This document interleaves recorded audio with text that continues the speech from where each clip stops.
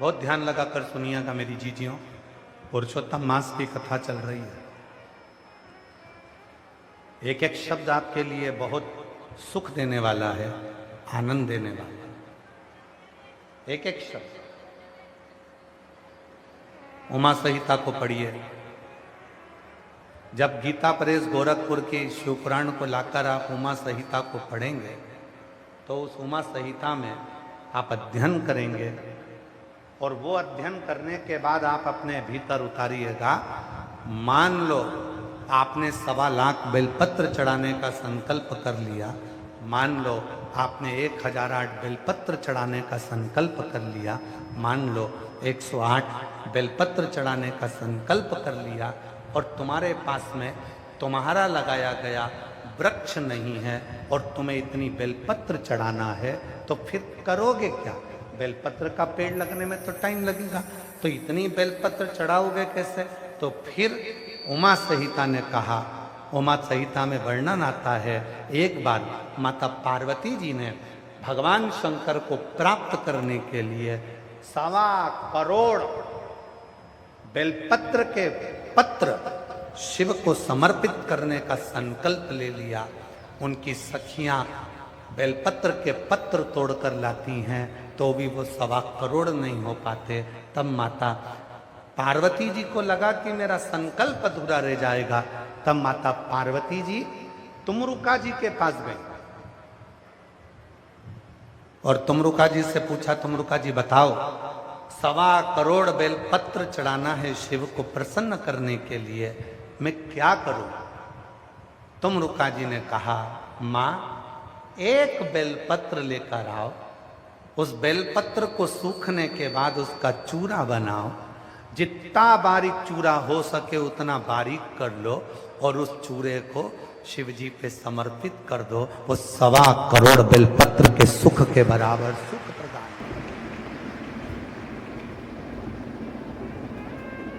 एक बेलपत्र के पत्र में भी वो फल है, वो लाभ है जो 1.25 करोड़ बेलपत्र के बराबर सुख हमको प्रदान कर दे। एक बेलपत्र।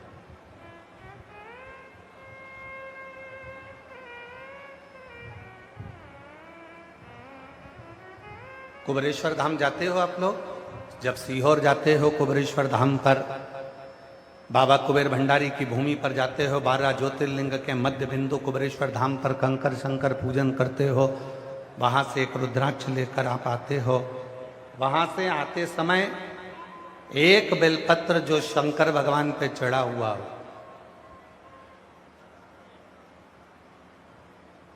कंकर शंकर शिला पर चढ़ाओ, शिवलिंग पे चढ़ाओ, या कहीं कंकर की पूजन हुई हो वहां पर भी अगर कोई चढ़ा हुआ बेलपत्र तुम्हें मिल जाए, उसको लेकर आ जाओ और उस बेलपत्र को सुखा कर रख लो।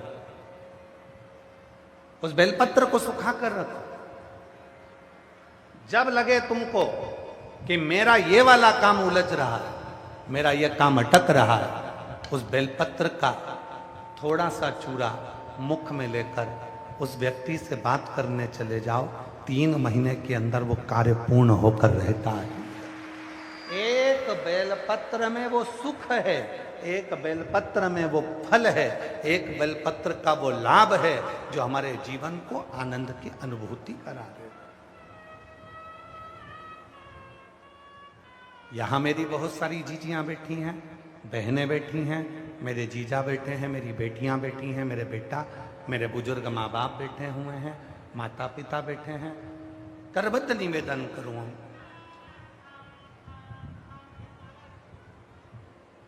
1.25 लाख बेलपत्र चढ़ाना है, 108 बेलपत्र चढ़ाना है, 1008 बेलपत्र चढ़ाना है, 1.25 करोड़ बेलपत्र चढ़ाना है। एक बेलपत्री के पत्र को सुखाकर बारीक से बारीक, बारीक से बारीक, बारीक से बारीक जब बिल्कुल महीन हो जाए, उसको जब समर्पित किया जाता है तो उसके कण कण की गिनती से भी करोड़ों हजारों बेलपत्र के पत्र चढ़ाने का फल प्राप्त हो जाता है। महीन से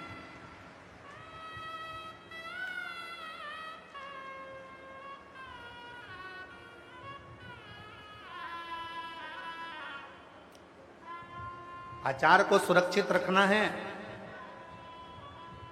मेरी सारी जीजियां बैठी, अब आम आना चालू हो गए, केरी आना चालू हो गई। आम आएंगे, केरी आएगी, आप लोग अचार डालेंगे।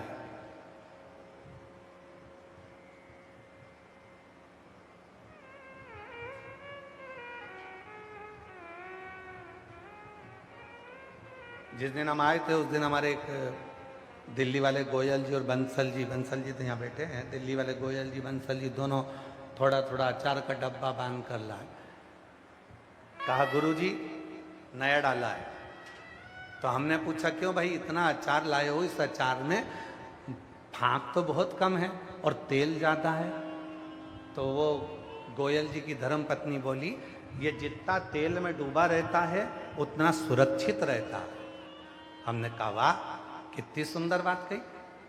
अचार तेल में डूबा रहेगा सुरक्षित रहेगा, मुरब्बा चाशनी में डूबा रहेगा सुरक्षित रहेगा, और संसार का मनुष्य शिव कथा में डूबा रहेगा तो सुरक्षित रहेगा। जो भगवान की भक्ति में डूबा है। हम ये कभी नहीं बोले कि आप शंकर की शरणागति, हम कहते हैं तुम राम को भजते हो तो राम को भजो, आप कृष्ण को भजते हो तो कृष्ण को भजो, आप शिव को भजते हो तो शिव को भजो, आप जगत जननी दुर्गा भवानी को भजते हो तो जगत जननी दुर्गा भवानी को भजो। आप जो आराधना जो साधना आप दिल से करते हो, आपकी जो मर्जी हो वो भजो, पर उसमें डूब जाना, उसमें जितने डूबते चले जाओगे उतने सुरक्षित होते चले जाओगे, उतने सुरक्षित। डूबना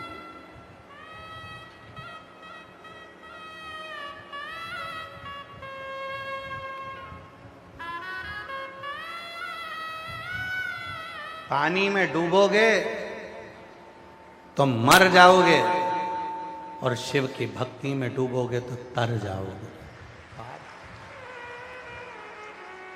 पानी में डूबने वाला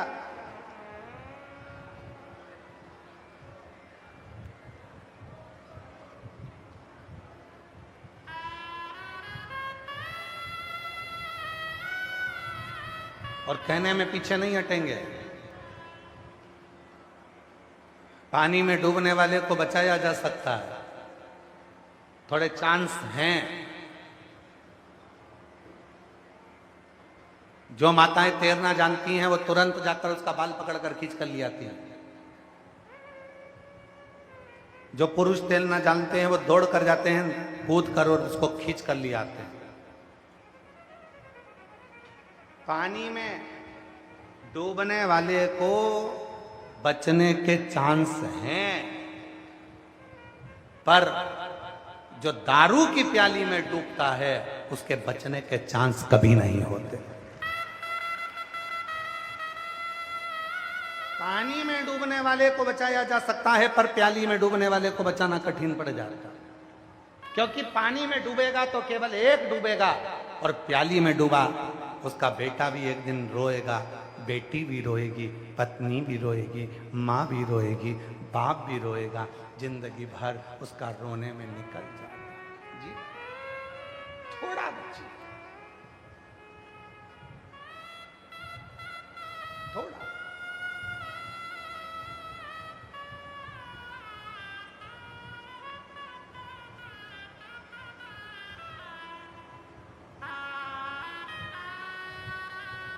स्मरण करिए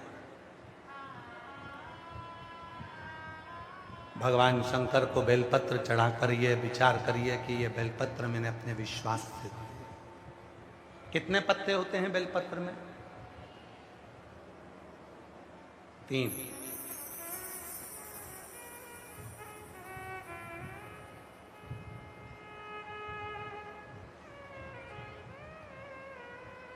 कितनी लक्ष्मी होती है?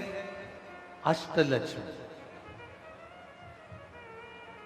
उस लक्ष्मी में भी 3 लक्ष्मी मूल मानी गई है। लक्ष्मी, अपालक्ष्मी, महालक्ष्मी। अष्टलक्ष्मियों में भी 3 लक्ष्मी की प्रधानता है। बेलपत्र के कितने पत्र हैं? 3। शिव महापुराण की कथा कहती है, भगवान शंकर का चरित्र कथा है माता पार्वती जी के नयन अश्रु से बेलपत्र के पौधे का उद्गम हुआ। माता बेलपत्री के रूप में प्रकट हुई और प्रकट होने पे माता पार्वती जी ने सरस्वती और लक्ष्मी को भी इसमें स्थान दिया। लक्ष्मी को बेलपत्र का स्वरूप, सरस्वती को तने का स्वरूप और मां वृक्ष का स्वरूप हो।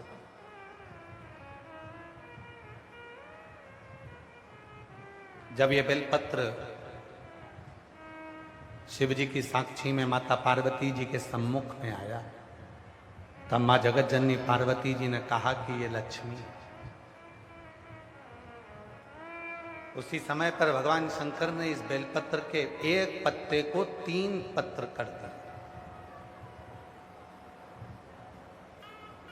ये लक्ष्मी के 3 स्वरूप, लक्ष्मी, अपालक्ष्मी, धनलक्ष्मी। लक्ष्मी वो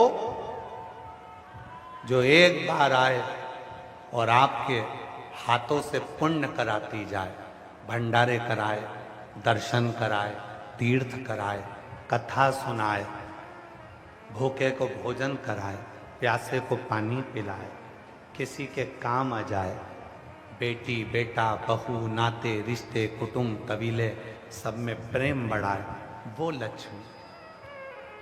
दूसरी अपालक्ष्मी, वो लक्ष्मी जो आती तो है पर वापिस चली जाती है,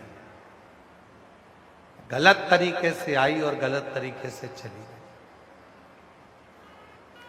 और तीसरे नंबर पर है धन लक्ष्मी, वो लक्ष्मी जो एक बार घर में आ गई तो 1 साल 2 साल नहीं, वो 7 पीढ़ी तक टिकती है। उसको धन लक्ष्मी कहा। धन लक्ष्मी। लोग कहते हैं गुरुजी एक बेलपत्र चढ़ाने से कितना फल मिलता है। शिव महापुराण की कथा में कुमार खंड के अंतर्गत, शिव महापुराण की कथा में कुमार खंड में लिखा, एक बेलपत्र का मात्र स्पर्श कर लेने पर, मात्र स्पर्श कर लेने पर 3 लक्ष्मियां हमारे ऊपर कृपा करना प्रारंभ कर दे। एक बेलपत्र का मात्र स्पर्श कर लेना।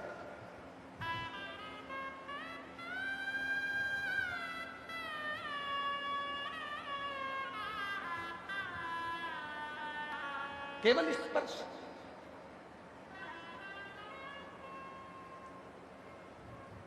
एक काशी में कथा करी थी, पहले नंबर वाली, दूसरी वाली नहीं, पहली वाली कथा। उस पहली वाली कथा में कहा था, जब जीवन में तुम्हें लगने लगे कि तुम्हारे पास में लक्ष्मी की कमी हो रही है, धन की कमी हो रही है, संपदा की कमी हो रही है, वैभव की कमी हो रही है, खूब मेहनत करना, कर्म को जागृत करना, परिश्रम पूरा करना, रात दिन एक कर देना, इधर उधर भटकना मती। किसी के कहने पे यहाँ वहां मत जाना कि मैं इनको ये दिखा दूंगा, इनको हाथ दिखा दूंगी, इनको पत्रिका दिखा दूंगी, इनको ये दिखा दूंगा, उनसे बहुती ले आऊंगा, उनसे बेल ले आऊंगा, उनसे नरियल ले आऊंगा तो मेरा काम हो जाएगा। ना ना ना, शिव महापुराण का कुमार खंड कहता है, जब तुम्हारे यहां धन की कमी हो, अपने परिश्रम को बढ़ाओ, अपनी मेहनत को बढ़ाओ, अपने कर्म को बढ़ाओ, अपनी लगन को बढ़ाओ, अपनी एकाग्रता को बढ़ाओ। और साथ में शंकर जी के मंदिर में बेलपत्र हमेशा कब चढ़ाते हो? पहले तुम जल चढ़ाते हो, उसके बाद बेलपत्र चढ़ाते हो। पर जब तुम्हें लगने लगे कि मेरे घर में संपदा की कमी हो रही है, धन की कमी हो रही है, धन के पीछे क्लेश हो रहा है, पैसे के पीछे क्लेश हो रहा है, तो उस बेलपत्र को पहले चढ़ाओ और जो घर से जल लेकर आई हो वो बाद में चढ़ाओ।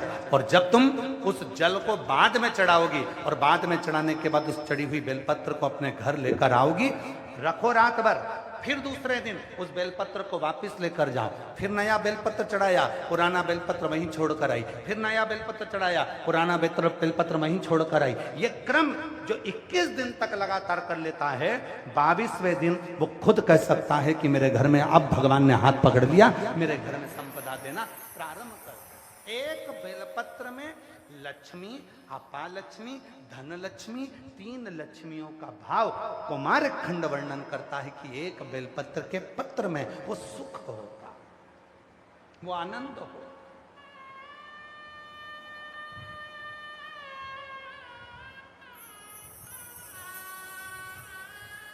और जो जैसी भावना लाए वो ऐसा ही फल पाया, नहीं खाली उसे से लौटाया वो मन हर्षाया। जैसे बेलपत्र का संग दुर्वा ले लेती है, एक दुर्वा और एक बेलपत्र जब हम शिव को समर्पित करते हैं, लोग कहते हैं गुरुजी आपने कहा कि बेलपत्री के बीच वाले पत्ते पर शहद लगाने पर, शिव को चढ़ाने पर मन की कामना पूर्ण होती है। हमने एक बात और कही थी कि ये चढ़ाने के साथ में तुम्हें मेहनत करना पड़ेगी, तुम्हें परिश्रम करना पड़ेगा, मेहनत रात दिन करना पड़ेगी, तब तुम बेलपत्री के बीच वाले पत्ते पर, धन लक्ष्मी का जो पत्ता है उस पर आप बेल शहद लगाकर शिव को समर्पित करते हो। और जैसे ही वो शहद का संग बेलपत्र को मिलता है,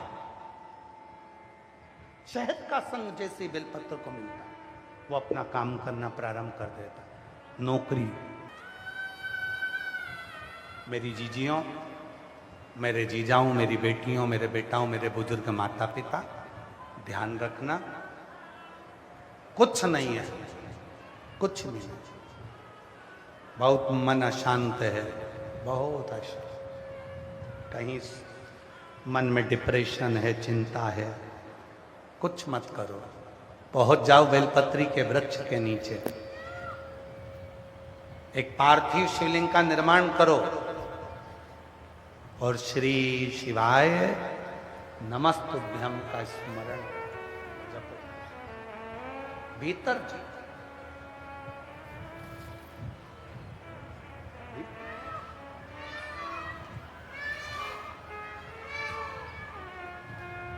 सबके सामने अगर मंत्र जप रहे हो, सब लोग देख रहे हैं, तो मौन होकर मंत्र जपो, और जब एकांत में मंत्र का जप करो तब आवाज निकाल कर मंत्र का जप करो। श्री शिवाय नमस्तुभ्यं,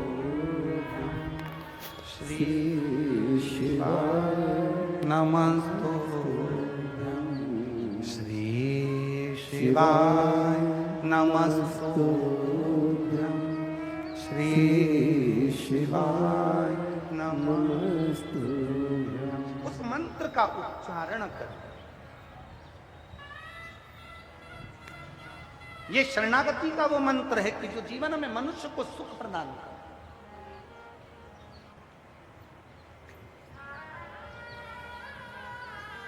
पुरुषोत्तम मास चल रहा है, मल का महीना पुरुषोत्तम मास, आपको मालूम होगा 12 महीने में 1 महीना अधिक कर दिया था हिरण्यकशिपु को मारने के लिए। वो हिरण्यकशिपु जो वर मांग लेता है ब्रह्मदेव से, ना नीचे मरूं, ना ऊपर मरूं, ना अंदर मरूं, ना बाहर मरूं, ना अस्त्र से मरूं, ना शस्त्र से मरूं, ना दिन में मरूं, ना रात में मरूं, ना नर से मरूं, ना पशु से मरूं, ना 12 महीने में मरूं। भगवान ने उसको वर दे दिया था तथास्तु। तो ना दिन में मारा, ना रात में, संध्या के समय पर प्रदोष काल में मारा। ना नर से मरा, ना पशु से, तो नरसिंह बनकर भगवान आए।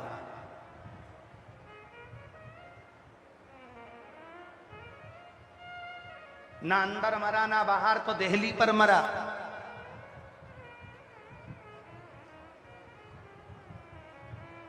न शस्त्र से, ना अस्त्र से, तो नख से मरा। ना 12 महीने में मरूं तो 1 महीना अधिक कर दिया और अधिक मास में मारा, पुरुषोत्तम मास में अधिक मास, एक अधिक कर दिया। और वो अधिक करना, वो अधिक करना पुरुषोत्तम मास में उसको एक अधिकता का भाव प्रदान कर दिया।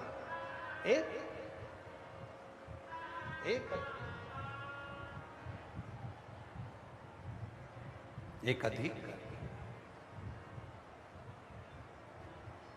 अब वो जो महीना था मलमास, जो महीना मलमास का जो निकला, मलमास का जो महीना हुआ, जिसमें हिरण्यकशिपु मरा था, उस महीने को किसी ने स्वीकार नहीं करा। कोई उस महीने को स्वीकार नहीं करता, कोई भी उस महीने को स्वीकार नहीं कर रहा। और यह केवल मलमास की कथा नहीं है, संपूर्ण जगत के प्रत्येक मनुष्य की कथा है।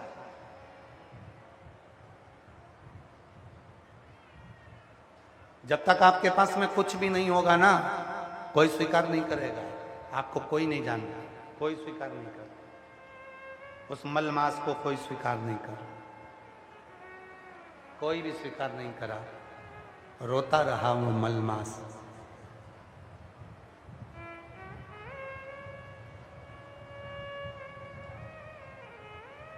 जब जब मलमास नरसिंह भगवान के सामने जाता था, तब नरसिंह भगवान का क्रोध उस मलमास को देखकर और बढ़ जाता था। उनको लगता था कि अभी हिरण्यकशिपु जीवित है। उनको यह महसूस होता था कि हिरण्यकशिपु अभी जीवित है।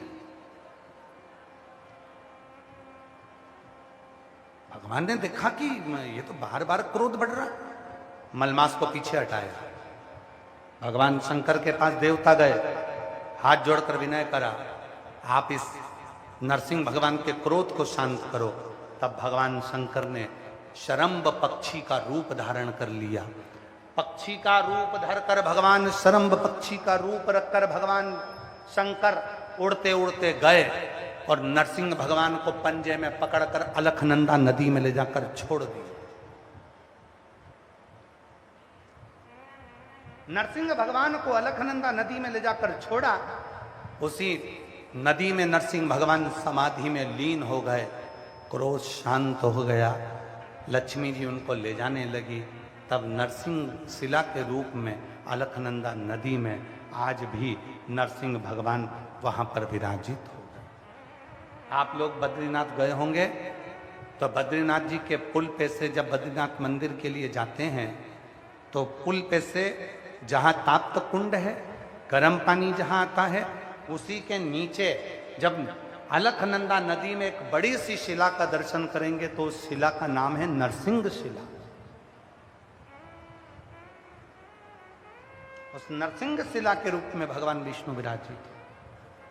पर वो जो मलमास था, वो बड़ा दुखी था, क्योंकि उसको सम्मान नहीं मिल रहा, उसको आदर नहीं मिल रहा।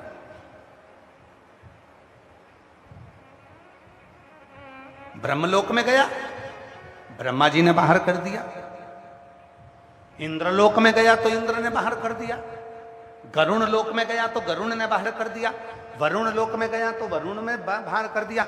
जितने लोक में मलमास जाता था, मलमास जितने लोक में गया, जो 1 महीना अधिक करा था, 12 महीने में वो मलमास बार बार जहां जाता था, सब उसे भगा देते थे। तब वो आखिरी बार मन में सोच लिया मलमास ने कि अब आखिरी बार जा रहा हूं भगवान विष्णु के पास में। तब भगवान नारायण विश्राम कर रहे थे। शेषनाग ने देख लिया मलमास को। मलमास ने शेषनाग भगवान को प्रणाम करा। शेषनाग जी, मैं बहुत दुखी हूँ, क्योंकि मैं मलमास हूँ, मुझे कोई स्वीकार नहीं करता। लोग मुझसे ईर्ष्या करते हैं, नफरत करते हैं, लोग मुझे प्रणाम नहीं करते, लोग मेरा मुंह देखना पसंद नहीं करते, लोग मुझे पूछते नहीं हैं, क्योंकि मैं मलमास हूँ। शेषनाग जी ने पूछा, तू मलमास? हाँ। तो तुझे तो लोगों को प्रणाम करना चाहिए, क्योंकि तूने देवताओं का काम किया। नरसिंह भगवान का प्रकट तेरे मास में हुआ है, नरसिंह भगवान प्रकट हुए हैं, और नरसिंह भगवान ने हिरण्यकशिपु को मारा, तो लोगों को तो तुझे नमन करना चाहिए। अगर तू नहीं होता तो हिरण्यकशिपु मरता ही नहीं, नरसिंह भगवान का प्रागट्य नहीं होता, अगर तू नहीं होता।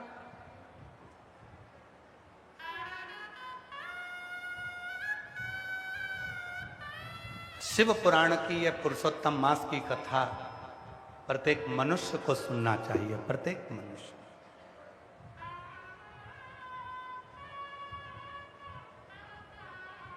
तुझे तो लोगों को प्रणाम करना चाहिए। तेरे अंदर नरसिंह भगवान प्रकट हुए, हिरण्यकशिपु मरा। अगर मलमास तू नहीं होता तो हिरण्यकशिपु ही नहीं मरता।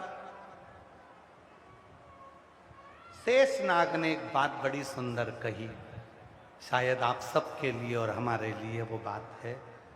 शेषनाग ने कहा, मलमास मेरा भाई वासुकी नाग, उसने भी देवताओं का हित करा था। समुद्र मंथन में मेरे भाई वासुकी नाग की नेति बनाई गई थी। मंदराचल पर्वत पर उसे लपेटा गया था। देवता और राक्षसों ने मिलकर उसका मंथन किया था। जब समुद्र का मंथन करा, अमृत निकल गया, उस वासुकी नाग को कोने में पटक दिया। कोई ने उसको नहीं देखा, कोई ने उसको अमृत नहीं पिलाया, कोई ने उसको दवा नहीं कराई, किसी ने उसका आदर नहीं करा। मलमास, मुझे लगता है तेरे साथ भी वही हुआ है, क्योंकि ये दुनिया की रीति है। अपना काम करवाने के बाद लोग लात मार देते हैं, उसको धकेल देते हैं, उसका सम्मान नहीं करते। ये दुनिया की 3 साल में एक बार मलमास आता है। हर 3 वर्ष में मलमास आता है। और मलमास के अंतर्गत, अधिक मास के अंतर्गत, पुरुषोत्तम मास के अंतर्गत जो शिवरात्रि आती है, उस शिवरात्रि पर यदि पार्थिव शिवलिंग बनाकर पूजन करी जाती है तो काया का कैसा भी रोग हो वो समाप्त होकर ही रहता है। ये पार्थिव पूजन है। इसलिए जैसे सावन महीने में पार्थिव पूजन करते हैं अपन सब ऑनलाइन, करते हो आप लोग, वैसे ही अधिक मास की शिवरात्रि पर, शायद 13 जून को आना चाहिए शिवरात्रि, और भी हम कल देखकर आपको बता देंगे। तो उस दिन हम आस्था चैनल वालों से भी कहेंगे और पूरी सोशल मीडिया पर ऑनलाइन अपने अपने घर में बैठकर आप अधिक मास की, पुरुषोत्तम मास की शिवरात्रि के दिन पार्थिव पूजन सब साथ में मिलकर करेंगे, जिससे आपके रोग का निवारण। सर्वे भवन्तु, सबके दुख समाप्त, सबकी तकलीफ समाप्त, सबके कष्ट समाप्त, सबकी बीमारी समाप्त। अपने अपने घर में छोटा थोड़ा सा मिट्टी का शिवलिंग बनाना, पार्थिव पूजन करना। और कुछ सामग्री हैं जो हम कल की कथा में आपको बताएंगे कि पार्थिव पूजन में जो अधिक मास में जो पार्थिव पूजन करेंगे, अधिक मास में जो शिवलिंग का निर्माण कर कर भगवान शंकर की पूजन कर कर जो विसर्जन करेंगे शिवरात्रि के दिन, अपने अपने घरों में रहकर, अपने अपने घर में बैठकर, जो 13 जून को हम देखें तिथि, 13 जून को जो शिवरात्रि पड़ेगी, मलमास की, अधिक मास की, पुरुषोत्तम मास की, उस पे घर में रहकर पार्थिव पूजन करें और उस पूजन का फल प्राप्त करें। कैसा भी रोग हो, कैसी भी तकलीफ हो, वो समाप्त होती। 3 साल में एक बार जो ये मलमास आता है, इसकी जो शिवरात्रि है वो हमें सुख प्रदान करती। कल आप लोग पेन और कॉपी लेकर आना, कल हम वर्णन करेंगे 5 चीजें ऐसी हैं जो मलमास की शिवरात्रि पर समर्पित करी जाए पार्थिव पूजन में, तो घर से रोग, बीमारी, तकलीफ, कष्ट दूर होता है। बच्चों में विद्वत्ता आती है। घर में जो बीमार पड़े रहते हैं, 1 रुपये कमाओ 1.25 रुपये खर्च वाला जो काम चलता है, घर में कुछ टिकता नहीं, कोई ना कोई बीमारी ही रहता है घर में, वो सब चीजों का हल इसके अंतर्गत करेंगे। पार्थिव पूजन सब लिख के रखना, शिव की आराधना करें, साधना करें। मलमास ने जैसे ही साधना करी, भगवान शंकर ने अपनी मलमास की जो काली काया थी उसको समाप्त कर कर मेरे शंकर भगवान ने अपना कर्पूर गौरम स्वरूप दे दिया। जो स्वरूप मिला, शिव जी उसको भगवान नारायण के पास लेकर चले गए। और भगवान श्री हरि ने जब उसको देखा कि शिव ने इसको रूप दे दिया है, तो शंकर भगवान के देने पर स्वयं भगवान नारायण ने अपना पुरुषोत्तम नाम दे दिया। और उस महीने का नाम पुरुषोत्तम मास, और उस महीने का नाम पुरुषोत्तम मास। बोल पुरुषोत्तम मास भगवान की, अधिक मास भगवान की, हर हर मलमास। जिस पुरुषोत्तम मास में आप कथा सुन रहे हो, ये मलमास वासुकी नाग के पास चला गया। वासुकी नाग मलमास को देखा, मलमास की आंख में आंसू था, आंख में जल भरा हुआ। वासुकी ने पूछा कि तुम रो क्यों रहे हो? कहा भगवान नरसिंह का अवतार मेरे ही महीने में हुआ, हिरण्यकशिपु भी मरा भी मेरे ही मास में, फिर भी लोग मुझे मलमास जानकर अपना नहीं रहे, मुझे कोई सम्मान नहीं देता, मुझसे नफरत करते हैं, मुझसे ईर्ष्या करते हैं।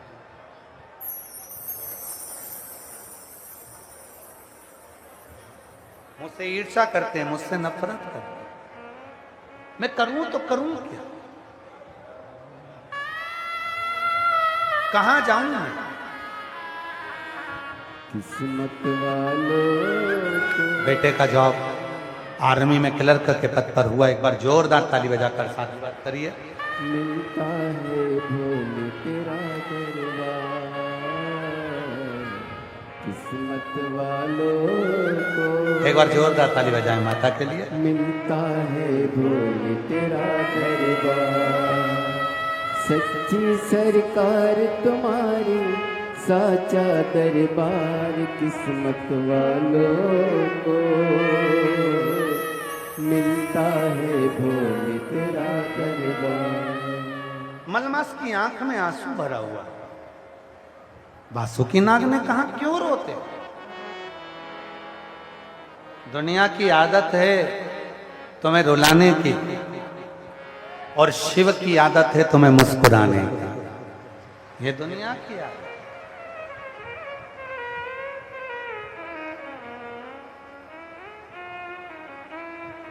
तू रोता क्यों है? मलमास कहने लगा मुझे सम्मान नहीं मिलता, लोग मुझसे नफरत करते हैं, ईर्ष्या करते हैं, बड़ा दुख है मेरे मन में, मेरा कोई सम्मान नहीं है,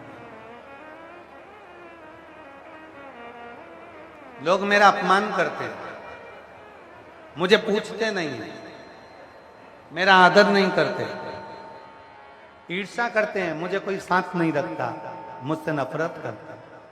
वासुकी नाग ने कहा यह तो दुनिया की रीति है। इतनी सी बात के लिए अपने मन को उदास कर लिया?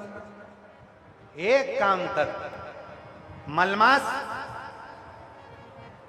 तो किसी महीने में तुझे लोग अपने महीने में तुझे नहीं रखेंगे, तो खुद उस शिव की आराधना, शंकर की आराधना। मलमास, प्रत्येक महीने में एक शिवरात्रि आती है, और मलमास तेरे महीने में भी शिवरात्रि आएगी। उस शिवरात्रि को यदि तूने पार्थिव शिवलिंग का पूजन कर लिया, पार्थिव शिवलिंग का निर्माण कर कर तूने अगर उसकी पूजन कर ली, और तूने जो दिल से मांग लिया तुझे वो मिल जाए। तू जो मांगेगा वो तुझे मिलेगा। पार्थिव पूजन। मलमास स्वयं वासुकी नाग के कहने पर भगवान शंकर के पार्थिव का स्मरण करते हैं, और जो पार्थिव पूजन मलमास ने करी, शिव प्रसन्न हो गए। मलमास, क्या हुआ? लोग मुझसे नफरत करते हैं, ईर्ष्या करते हैं, कोई देवता मुझे स्वीकार नहीं कर रहा, कोई महीना, कोई तिथि मुझे स्वीकार नहीं कर रहे, मैं दिखने में भी ठीक नहीं। शिव ने कहा मैं तुझे कुछ दूं ना दूं ये पक्का है, पर मेरे जो इष्ट हैं भगवान विष्णु वो तुझे देंगे। मैं इतना विचित्र लगता हूं, मुझे देखकर तो लोगों को क्रोध आ जाए। शंकर भगवान ने कहा चिंता मत कर मलमास, तूने मेरी शिवरात्रि की पूजन करी है, मैं तुझे काया का सुख देता हूं। मलमास, तेरी जो काली काया है वो हटेगी, और मेरी कर्पूर गौरम करुणावतारम वाली काया तुझे मिलेगी। जा, मैं तुझे वर प्रदान